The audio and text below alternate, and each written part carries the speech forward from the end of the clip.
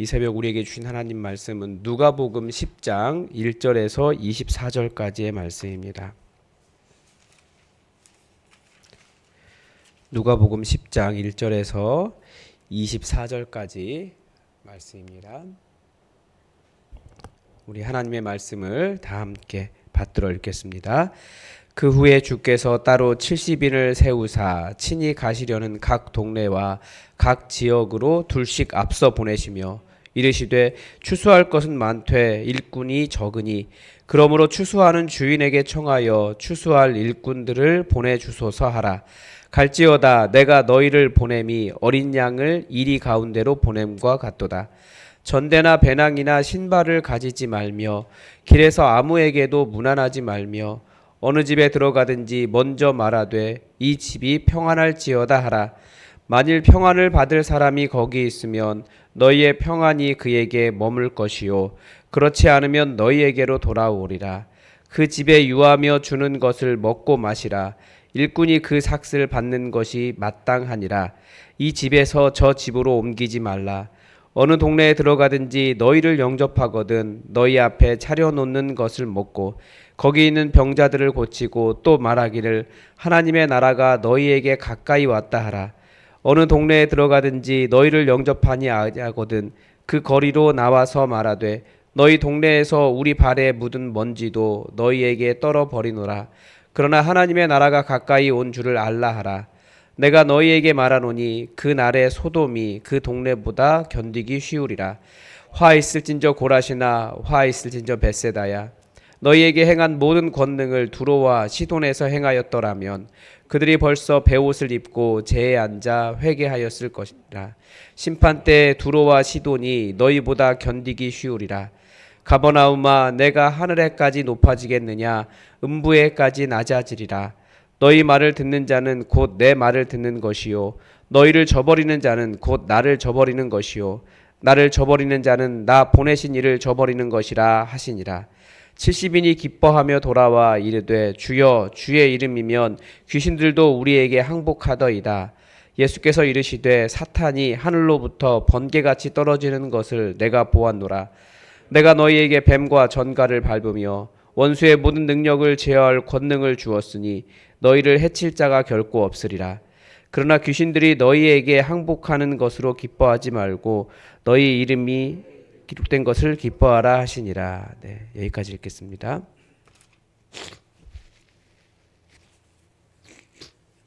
가끔 그 드라마를 보다 보면 그 안에 기독교가 이렇게 묘사된 모습을 볼 때 정말 이렇게 화가 날 때가 있어요.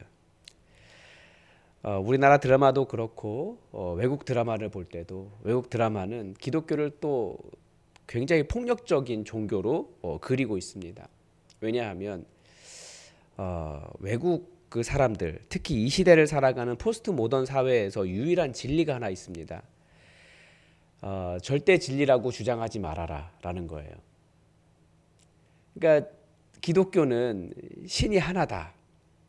이것이 절대 진리다 라고 말하는 종교잖아요. 그러니까 포스트 모더니즘 사회는 여호와 하나님만이 유일하신 참 하나님이시다라고 하는 주장에 대해서 그것을 무너뜨리려고 하는 시도를 계속하는 거예요.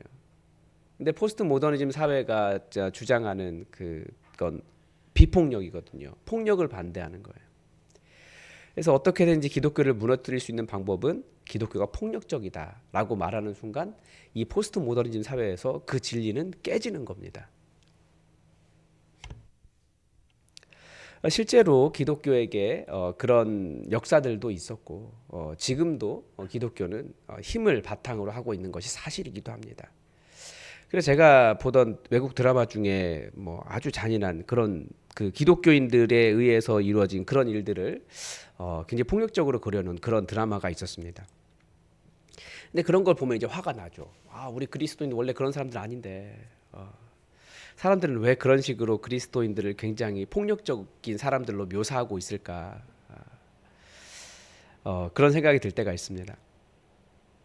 그런데 실제로 그리스도인들 사이에서도 내가 가장 강력하신 하나님, 참 진리이신 유일한 하나님을 섬기기 때문에 다른 사람들에게 그렇게 강한 존재로 자기 자신을 드러내고 싶어하는 사람들이 있습니다.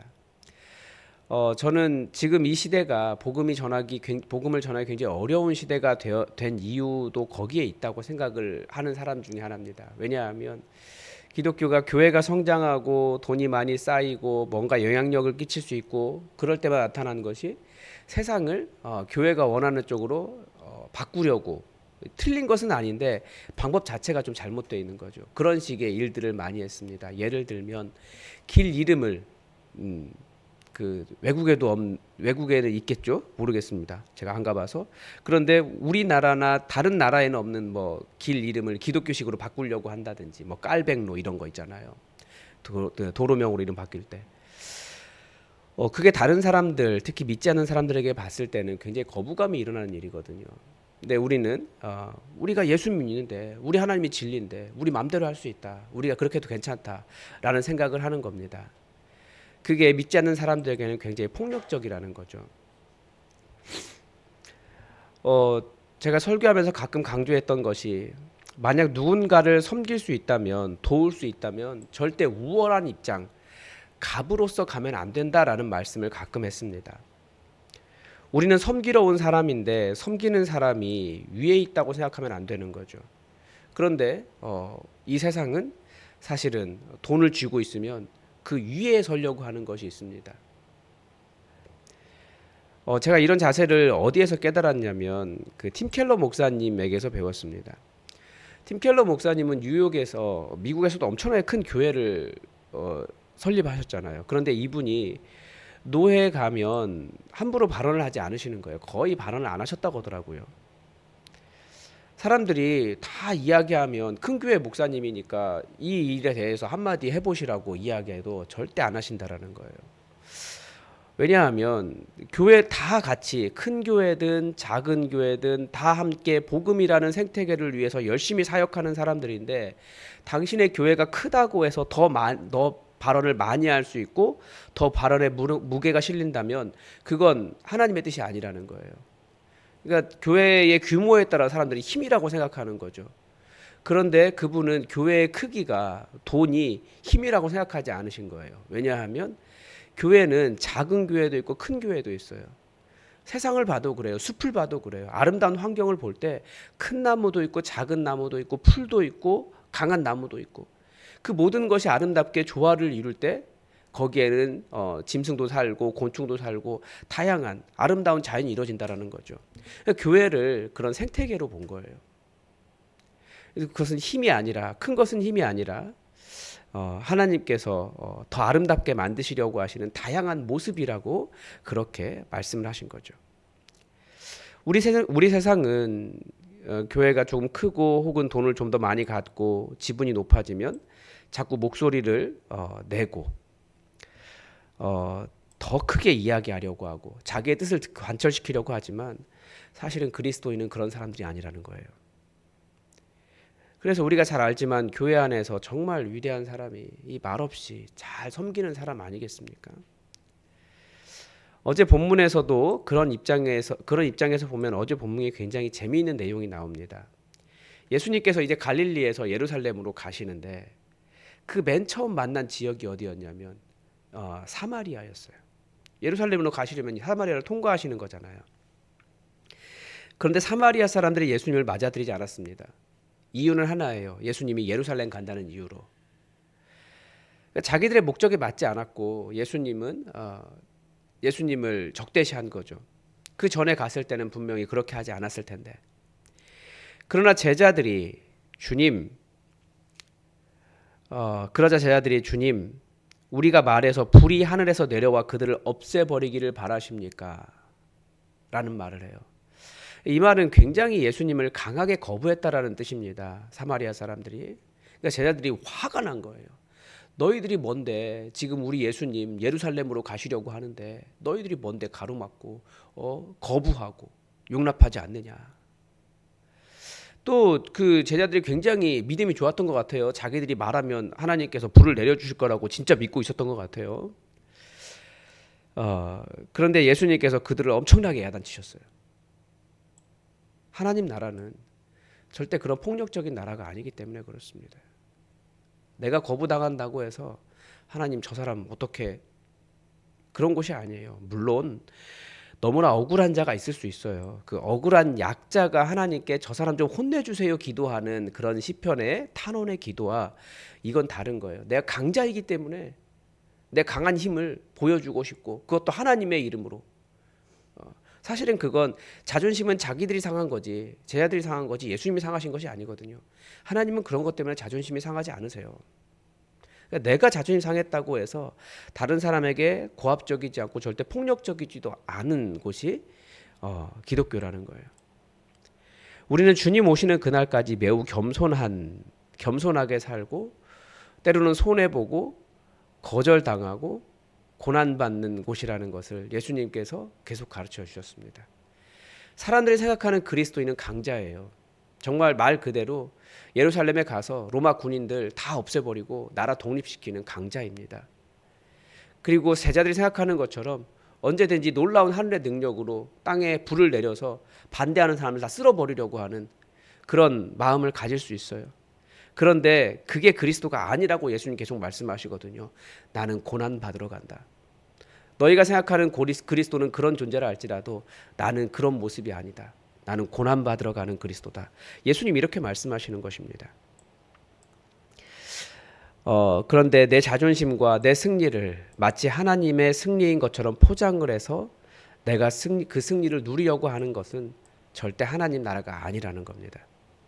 오늘 본문도 마찬가지죠. 예수님께서 예루살렘으로 내려가시는데 아직 가시는 길에 그 중간에 72명을 따로 세우시고 둘씩 그들을 먼저 보내셨습니다. 예수님께서 가실 동네로 미리 가서 하나님 나라를 선포하게 하셨고 치유하게 하셨습니다. 그러면서 예수님께서 말씀하세요. 추수할 것은 많되 일꾼이 적으니 그러므로 추수할 주인에게 청하여 추수할 일꾼을 보내어 달라고 기도하라고 말씀하십니다. 이것이 복음을 전하는 자의 기본적인 자세라는 거예요. 주님께서 이미 추수할 곡식을 다 익게 하셨습니다. 추수할 일꾼이 없는 거죠.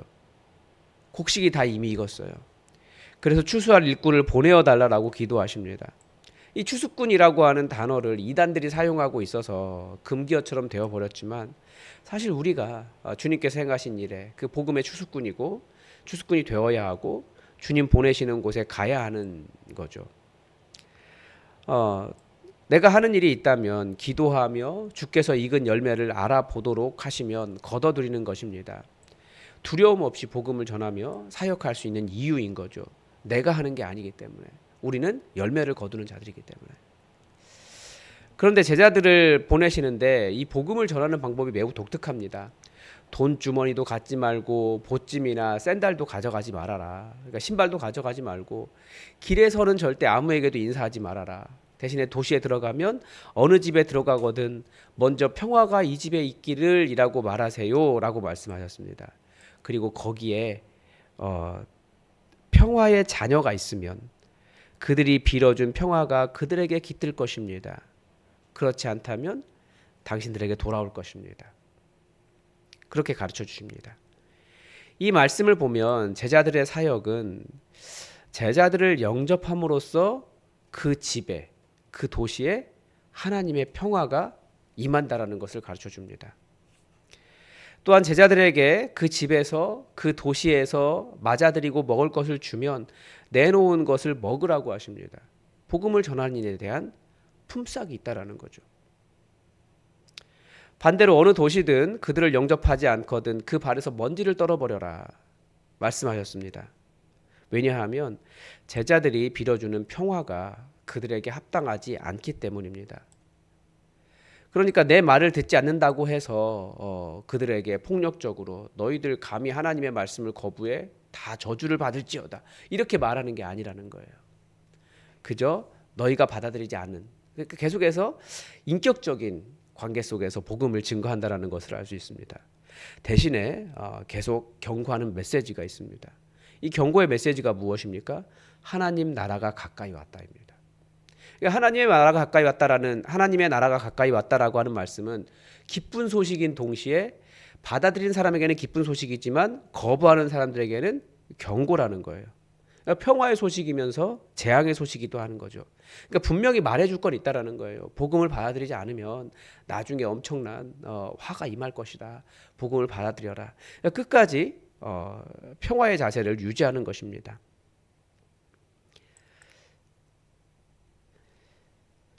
예수님은 회개하지 않고 복음을 받아들이지 않는 도시에 대해서도 분명히 심판이 있을 것이라고 경고하십니다. 그러나 지금은 아니에요. 나를 거부했다고 해서 그 사람에게 지금 임하는 것은 아니라는 거예요. 예수님께서 보내신 사람들을 무시하는 사람들은 보내신 예수님을 무시한 것이고, 예수님을 무시한 사람들은 예수님을 보내신 하나님을 무시한 것이기 때문입니다. 그렇다고 해서 나를 거부한다고 해서 폭력적으로 행동하는 것은 아니라는 거예요. 계속해서 우리 제자들의 사역은 무엇입니까? 평화를 빌어주고 하나님 나라를 가르쳐주고 인격적이고 아픈 자를 치유하는 사역입니다. 이 땅에 복음이 필요한 이유는 다들 아프기 때문에 그래요. 아픈 자들에게 치유를 선포하는 거죠. 우리는 두려워하지 말고 복음을 증거할 수 있습니다. 이미 주님께서 모든 일을 다 이루셨기 때문입니다. 우리는 거두러 나가는 것입니다. 주변에 돌아보면 많아요. 그래서 다들 교회를 찾는 사람도 많고 방황하는 사람도 많고 또 마음에 질병이 있어서 복음을 듣기를 원하는 사람도 있고, 그 모든 일에 다 주님께서 이 세상이 열매가 익도록 만들어 놓은 일입니다. 그것을 거두러 가는 일이 우리의 일입니다. 그러나 모두가 다 영접하지 않습니다. 영접하는 사람도 있고 거절하는 사람도 있을 것입니다. 어떤 사람은 아주 심하게 거절하며 교회에 대해서, 기독교에 대해서, 예수님에 대해서, 하나님에 대해서 욕하는 사람도 있을 거예요. 그러나 분노할 필요가 없습니다. 우리는 인격적으로 복음을 증거하고 받아들이지 않는 때 어떤 일이 일어나는지를 가르쳐주고 우리는 그냥 평화의 일을 할 뿐입니다. 그래서 우리 보내심을 받은 제자로서 이 복음의 평화와 치유의 하나님 나라를 증거하며 주님 오시는 그날까지 묵묵히 이 길을 걸어갈 수 있으면 좋겠습니다. 오늘도 하나님의 뜻이 우리에게 이루어지기를 주기도문으로 기도하겠습니다. 하늘에 계신 우리 아버지, 아버지의 이름을 거룩하게 하시며 아버지의 나라가 오게 하시며 아버지의 뜻이 하늘에서와 같이 땅에서도 이루어지게 하소서. 오늘 우리에게 일용할 양식을 주시고 우리가 우리에게 잘못한 사람을 용서하여 준 것 같이 우리 죄를 용서하여 주시고 우리를 시험에 빠지지 않게 하시고 악에서 구하소서. 나라와 권능과 영광이 영원히 아버지의 것입니다. 아멘. 여러분 계속해서 우리 주변에 익은 열매가 많이 있다라고 예수님 말씀하셨는데 그 익은 열매를 알아보고 그 익은 열매를 거두는 우리가 그런 추수꾼 될 수 있게 해달라고, 그런 제자로 설 수 있게 해달라고 기도해 주십시오. 그리고 이제 새로운 또 한 주가 시작되는데 교대 사역 그 다음 스텝을 잘 진행할 수 있도록 여러분 기도해 주십시오.